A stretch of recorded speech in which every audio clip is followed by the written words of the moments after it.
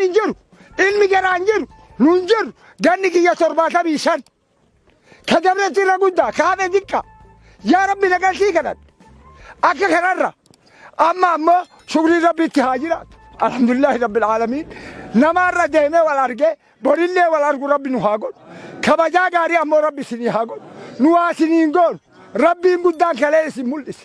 Ka diin isinii kennee qomatee san diin godhee islaamummaa laalaa jedhee arra bobbaatanii lafa deemtanii owwaara sana keessa deemtanii aduu sana laaluu dhabdanii arra nu dhuftan jazaa Rabbi isinii haa deemu. Jazaa Rabbi isinii haa deemu.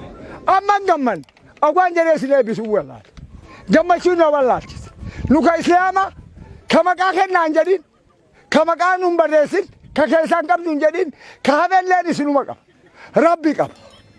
Rabbi qaba. Rabbi eega isin nu wakkale duruu nu irkise. Rabbi irkoon dhabuu bar. Akkana nama onnoo dhoowwee wannoo dhoowwu jedhani Rabbi duruu isin nuu godhe. Rabbi isinii haa ta'u. Du'aayin qaachanirraa isin galtaniin sun manaa moodhatti isin haa galtu. Boodhatti isin haa galtu. Dhabni isinitti hin dhufin.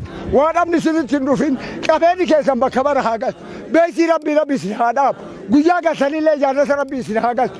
Jaannata Rabbii gala. Nu hin gammannee ammallee dhagayaa nu duruu jennee amma ka gaggabelleen hin faffaata. Duuba wamaan argatu.